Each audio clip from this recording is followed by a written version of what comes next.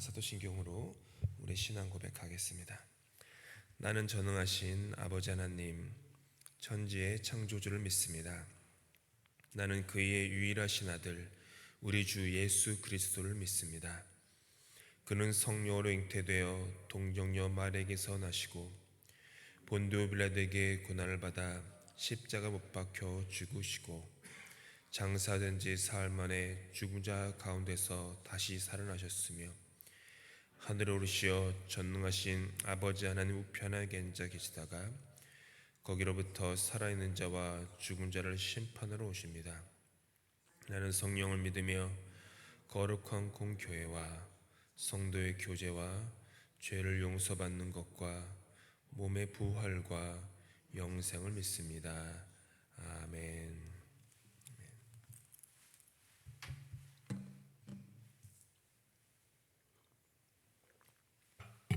사도신경 15번째 시간으로 우리가 거룩한 공교회와라고 하는 뒷부분에 있는 우리 고백을 함께 묵상하면서 우리 하나님께 나아가는 우리 기도와 이런 데 인도함을 받고 싶습니다.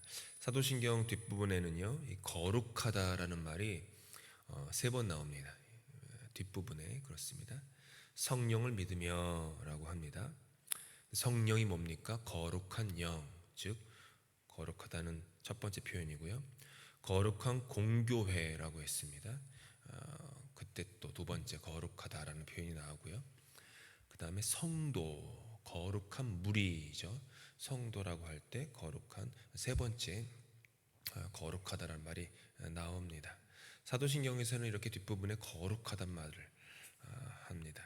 거룩하신 하나님의 영, 그래서 성령에 대한 고백을 펼쳐 나가면서 그 다음에 얘기를 하는 거예요. 이렇게 세 개가 이렇게 구별됐다기보다는 성령을 먼저 얘기하지 않습니까? 거룩한 영, 그리고 거룩한 영 아래에 거룩한 교회와 거룩한 신자가 있는 것입니다. 마치 삼각형 같은 거예요. 꼭지점이 거룩한 영 하나님이에요. 그 하나님의 영이 흘러서 마치 산꼭대기에 있는 그 얼음이 녹아 흘러내려서 산 미턱을 적시는 것처럼 그렇게 거룩한 교회라는 공동체, 거룩한 성도라는 그런 개인의 삶, 이런 것들이 펼쳐지게 되는 것이죠. 그래서 오늘은 성령으로 말미암아 거룩하게 된 교회를 우리가 살펴보고 자 합니다. 거룩한 공교회라고 했어요. 거룩한 공교회, 거룩하다라는 것에 구별됐다라고 하는 뜻인데, 거룩한 공교회에서 이 공회라고 하는 영어 단어가 소문자로 캐톨릭입니다. 영어로 이제 사도신경 고백하면은 이제 Holy Catholic Church라고 이렇게 고백을 해요. 대문자로 나오면은 이제 캐톨릭이라는 어떤 그 카톨릭 그 교를 얘기하는 것이고, 소문자로 캐톨릭 그러면은 이제 여러 가지 뜻이 있는데 뭐 보편적이다, 광범위하다, 뭐 이런 뜻이에요. 뒷부분에 제가 좀 더 설명하겠습니다. 이 단어는 우리가 첫 번째 시간에 묵상했지만 사도신경의 원본이었던 2세기에 쓰여졌던 것으로 추정되는 로마 신경에는 나오지 않습니다. 그러다가 4세기 말에 이제 니케아 신경으로 이제 발전이 되면서 그때 이제 사도신경에 공식적으로 포함된 것이 홀리 캐서릭 처치, 거룩한 공교회화입니다. 근데 이제 2세기부터 사실은 광범위적인 교회를 설명할 때는 흔히 쓰던 표현이었습니다. 어떻게 보면은 근 2000년 정도 이미 사용되어지던 그런 표현이라고 할 수 있습니다. 공교회라고 하는 것은 전 세계적이라는 것입니다.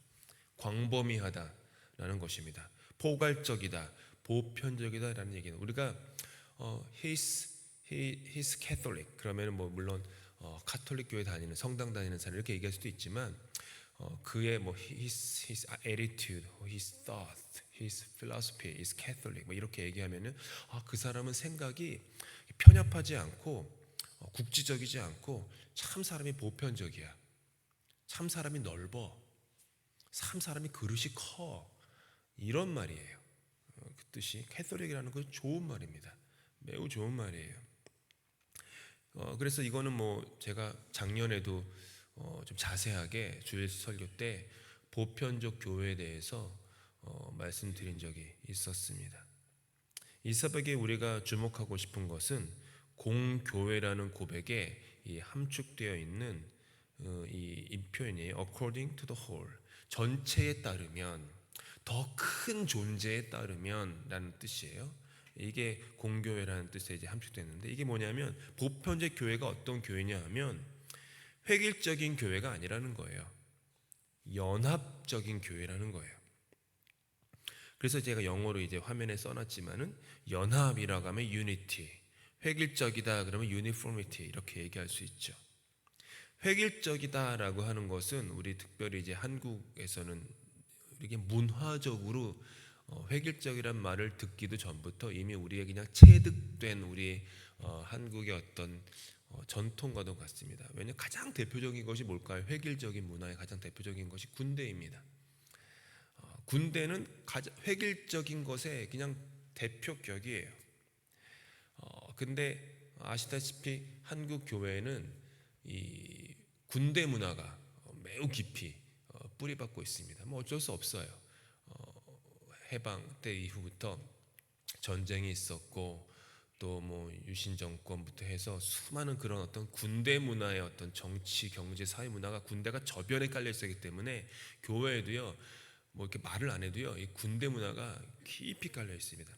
그러다 보니까 이제 획일적인 문화가 이 교회의 어떤 게 자리 잡았고 전통을 지킨다. 교회가 전통을 지켜야 된다라고 하면 대부분 획일적인 어떤 것을 지켜야 된다라는 뜻으로 사용되어집니다. 어떤 하나의 방식, 하나의 생각 이걸로 이렇게 획일화하는 거예요.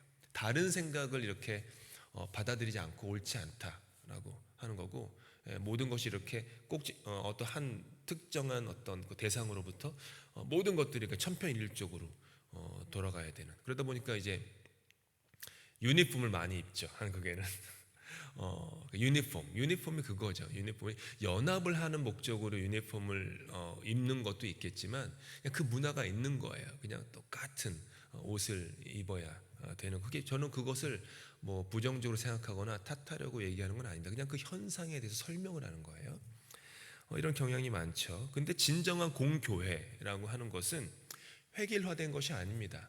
연합입니다. 우리 말씀 주실 때 전유진 목사님이 그 교회에 대한 얘기를 할 때 어떤 그 교회 당회원 장로님들이 있는데 거기에 이제 흑인도 있었고 아프리카 사람도 있었고 유대인들 또 그리스도인의 적중의적인 헤롯의 동생도 있었고 그리스도인의 핍박자였던 바울도 있었고 뭐 이방인 있었고 바나바는 또 유대인이었지만은 또 저기 섬에서부터 구브로라고 하는 섬에서부터 자라난 어떻게 보면 이민자죠. 그 이민자도 섞여 있었고 이렇게 획일적일 수 없는 초대교회의 모습 그게 이제 연합을 했다라고 하는 거죠. 교회는 유니포미티를 추구하는 곳이 아니라 유니티를 추구하는 곳입니다.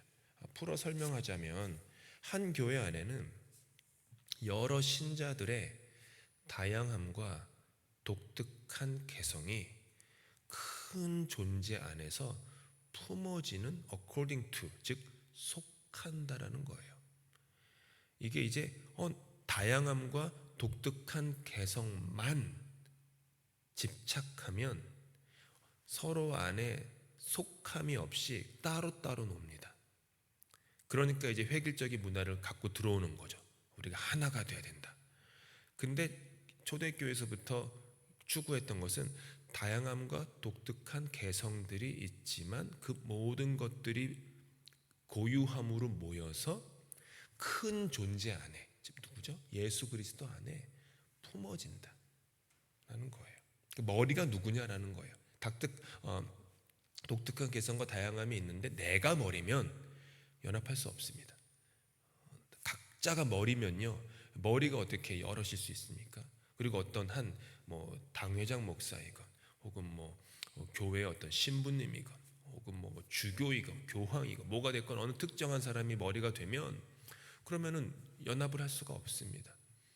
각자 다양한 것들이 있지만은 머리가 되지 않고 오직 예수 그리스도, 교회의 머리이신 예수 그리스도를 머리로 삼아 내가 그 아래에 복종하고 순종하는 마음으로 나의 독특함과 나의 다양한 생각, 나의 다른 생각들을 가지고 있을 때 속함, 하나됨, 연합이 일어나게 되는 것이죠. 교회 안에는 그런 것들이 큰 존재 안에 품어지는 속함을 뜻합니다. 모든 족속의 사람들도 마찬가지입니다. 모든 족속의 사람들이 그들이 가지고 있는 다양함과 독특함이 있습니다. 각자의 문화와 전통과 언어와 여러 가지가 있습니다. 그럼에도 불구하고 교회라고 하는 영적 공동체에 속해 있고 교회를 교회되게 하는데 각자 나름의 모습으로 기여하고 있다라고 하는 거예요. 그래서 교회 그런 것이죠. 그래서 이 교회 안에도 여러분 각자의 다양한 경험과 관점들이 보편적 교회 안에서 서로 신비스럽게 연합하는 성령의 역사가 있다. 이 고백을 하는 거예요. 우리가 다르지만 성령께서 우리의 꼭지점에 우리의 머리로 위에 성부, 성자, 성령 삼위일체가 계시기 때문에 그 아래에 있는 교회, 그리고 그 교회 안에는 여러 다양한 군상들이 있는데 이 모든 사람들이 참 신비롭게 연합하고 있다라고 하는 것이죠. 바울은 그래서 고린도서에서 이렇게 각자 따로 놀던 이런 고린도 교회에 보면서 바울이 가지고 온 비유가 몸의 비유였죠. 몸의 비유. 손이 있고 팔이 있지만 손이 팔더러 너 필요 없다. 너는 좀 별로 그닥 쓸모가 없는 존재야. 이렇게 얘기할 수 있는 그렇지 않다. 교회의 머리신 예수가 있기 때문에 우리 몸 안에 있는 다 지체들이다. 이런 걸 갖고 왔던 게 바로 그 이유 때문이었죠. 사도신경의 공교회라는 고백은 그래서 특정 교파나 특정 정파를 말하는 것이 아닙니다. 다양한 신학과 전통 그리고 교단의 법들이 있음에도 불구하고 그 교회, 큰 교회를 얘기하는 거예요. 큰 교회라고 하는 우산, 엄브렐라에 속한 거룩한 무리인 성도들이 회개라가 아닌 서로 연합한다라고 하는 그런 신학적 고백이 담겨 있는 것이죠. 거룩한 공교회라고 할 때 우리가 흔히 하는 오해가 거룩이라는 단어입니다. 거룩은 흠과 잘못과 오류가 없는 그런 완벽한 진공 상태를 말하는 것이 거룩이 아닙니다. 윤리적으로나 도덕적으로나 흠이 없는 것이 거룩을 말하는 것도 아닙니다. 한국 교회 역사에서 아까 제가 군대 문화를 얘기했지만 또 한국 교회에 깊게 뿌리내린 문화가 뭐냐 하면 바로 유교주의죠. 유교주의가 깊이 뿌리내려 있습니다. 유교 사상이 아주 그냥 깊이 들어가 있죠. 유교 사상이 들어가 있으면 따라오는 게 뭡니까? 선비 사상이 들어옵니다. 그러다 보니까 거룩이란 단어가 거기에 영향을 매우 크게 받았습니다. 그러다 보니 거룩을 뭐로 이해하냐면은 윤리, 도덕의 그런 흠결이 없는 틀 그런 정도로 이해를 하고 사용하게 되었고 그러다 보니까 우리도 모르는 사이에 현대 한국 교회는 어떻게 보면 현대의 다른 모양의 바리새인처럼 되고 있는 경향이 있습니다. 하지만 어떻게 인간이 윤리 도덕적으로 흠이 없이 완벽할 수 있습니까? 만약 저와 여러분의 구원을 내가 거룩해야지 구원받는다라고 생각하셔서 그 거룩의 조건을 율법으로 갖고 오신다면 우리가 이제 수요일날 갈라디아서 성경 공부를 하고 있지만 앞으로 계속 얘기하겠지만요. 갈라디아서 내용이 그렇기 때문에 어쩔 수가 없어요. 반복해서 말씀드릴 수밖에 없는데 율법이라는 기준을 들어가다 오면 이게 참 어려워요. 뭐냐 하면 예를 들어서 율법이 10,000가지가 있다고 상상해 봅시다. 10,000가지 율법이 있는데 내가 9,999개의 율법을 완벽하게 지켜도요 10,000번째 율법을 행여나 어기면 저는 죄인입니다. 율법으로 구원을 얻을 수가 없어요. 그러니까 10,000가지 율법 중에 한 가지만 지킨 사람이건 한 가지만 지키지 못한 사람이건 그것을 거룩의 잣대로 들이밀면 다 똑같이 죄입니다. 벗어날 길이 없어요. 율법은 바울사께서 말씀하신 대로 우리가 이렇게 욕망에 사로잡히고 죄악에 사로잡힌 우리가 무엇이 옳고 무엇이 그른지 밝혀준 어떤 순생 역할, 그래서 등불 역할을 하는 것이지 그것이 구원의 절대적인 조건은 아니라면 그렇게 되는 거죠. 그러니까 율법의 범주에서 윤리 도덕적으로 의인이 있을 사람은 없습니다. 그런 기준으로 생활하다 보면 내 부족함을 메꾸기 위해서 여러 가지 노력을 해요. 그런데 잠시일 뿐입니다. 결국은 무너집니다. 결국은 무너져요. 그리고 혹시라도 무너지지 않는 기간이 길어지면 또 자기도 모르게 무너지는 줄도 모르고 무너지는 게 뭐냐면 내가 다른 사람에 비해서 의롭다라고 하는 그 마음. 그게 무너진 거거든요. 가장 심각하게 무너지는 게 그 마음인데 내가 다른 사람보다 그래도 낫지. 그래, 나 부족한 건 알아. 그래, 나도 부족할 텐데 저 사람보다 낫지. 우리 교회가 부족해. 하지만 저 교회보다 낫지. 이렇게 되면 거기서 이미 무너지는 거예요. 거기서 거룩은 어떻게 보면 하나님께 가까이 있는 거예요.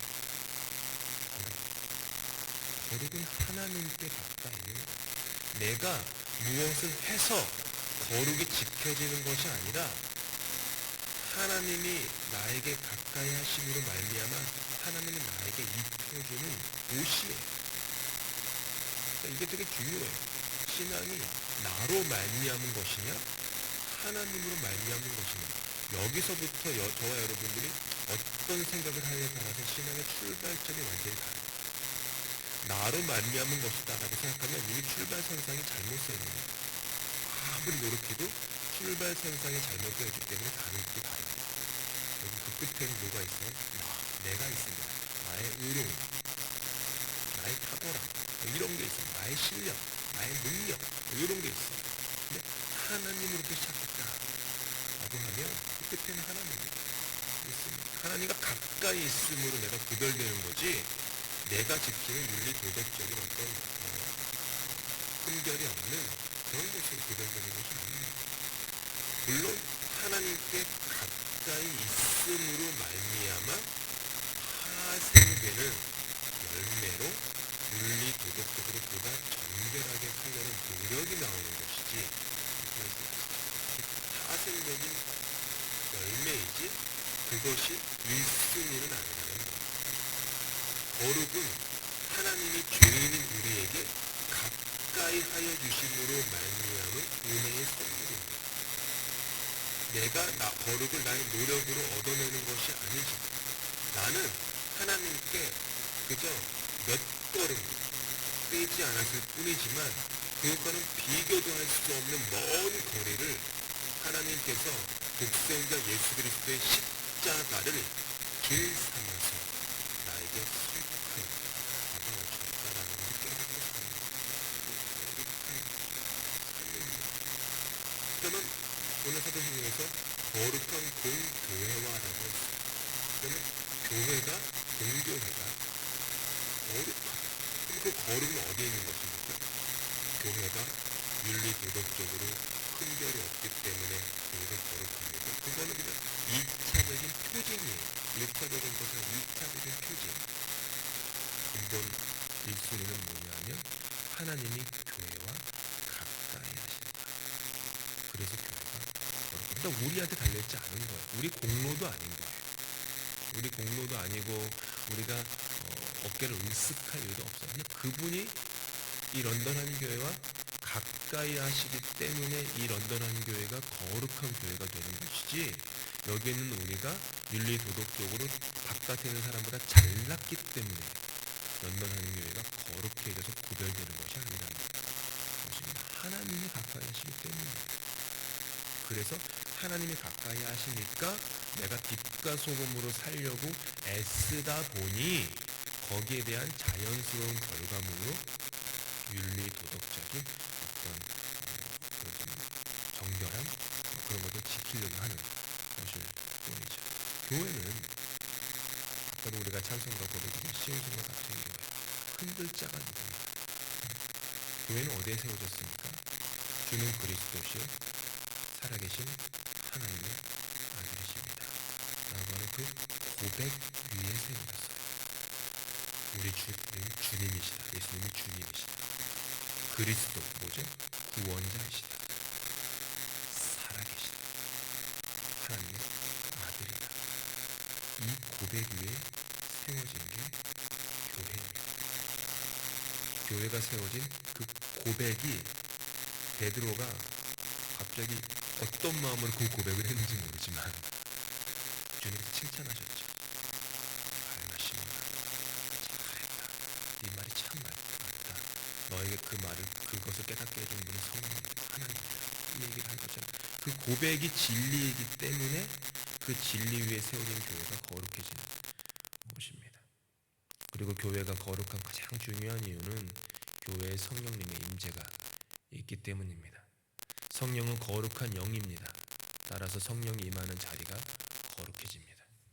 교회를 거룩하게 하는 것은 성령의 임재에 의존하는 것이죠. 흠 많고 연약한 우리지만 성령님이 우리와 함께 하시기에 거룩합니다. 거룩한 공교회의 근거는 우리가 아니라 거룩하신 하나님께 달려있는 것입니다. 저와 여러분이 거룩한 것은 내가 아니라 우리가 아니라 거룩하신 주님께 달려있는 것입니다.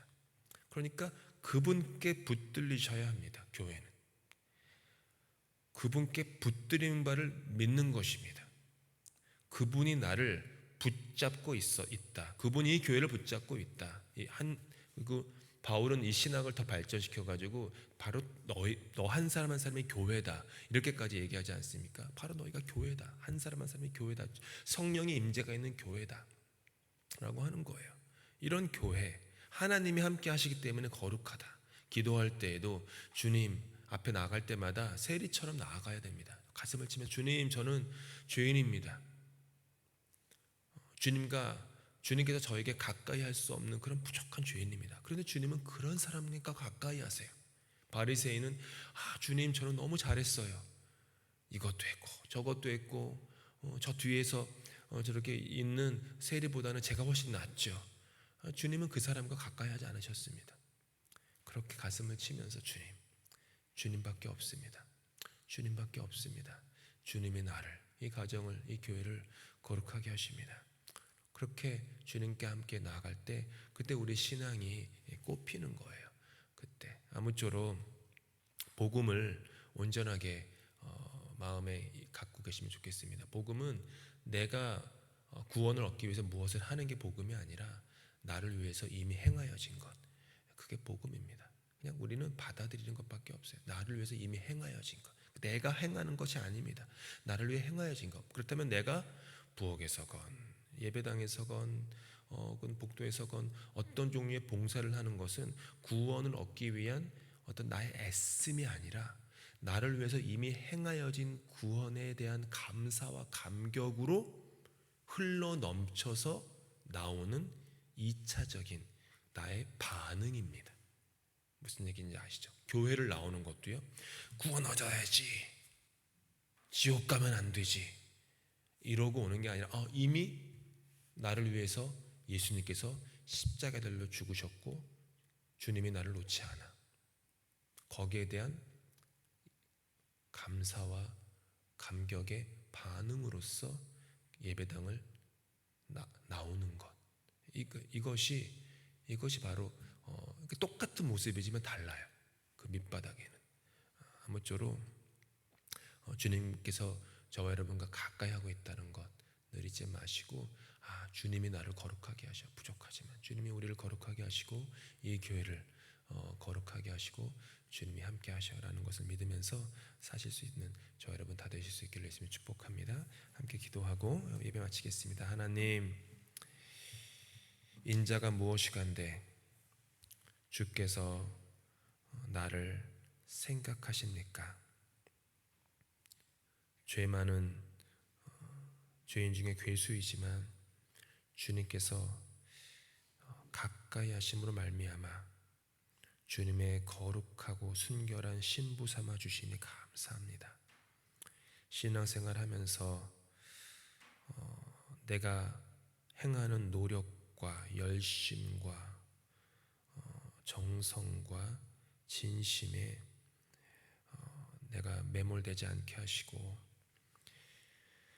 주님께서 나를 향하신 그 사랑, 그 은혜를 더욱더 바라보게 도와주시옵소서. 그래서 우리가 주님께 나아가는 그런 수고와 헌신이 주님으로부터 무엇을 얻고자 함이 아니라 이미 얻은 것을 감사하고 감격하는 은혜의 그런 반응이 되도록 우리의 삶을 날마다 인도하여 주시옵소서. 세상에서 수많은 유혹이 들리고 우리를 무너뜨리려고 하지만 주님께서 우리를 붙잡아 주시고 거룩하게 하셔서 절대로 놓지 않으심을 믿습니다. 주님 안에 내가 있습니다. 주님 안에 안전합니다. 그래서 주님, 늘 주님께 감사하며 살게 하여 주옵소서. 우리 주님께서 할 수 있는 기도로 예배 마치겠습니다. 하늘에 계신 우리 아버지, 아버지의 이름을 거룩하게 하시며 아버지의 나라가 오게 하시며 아버지의 뜻이 하늘에서와 같이 땅에서도 이루어지게 하소서. 오늘 우리에게 일용할 양식을 주시고 우리가 우리에게 잘못한 사람을 용서하여 준 것 같이 우리 죄를 용서하여 주시고 우리를 시험에 빠지지 않게 하시고 악에서 구하소서. 나라와 권능과 영광이 영원히 아버지의 것입니다.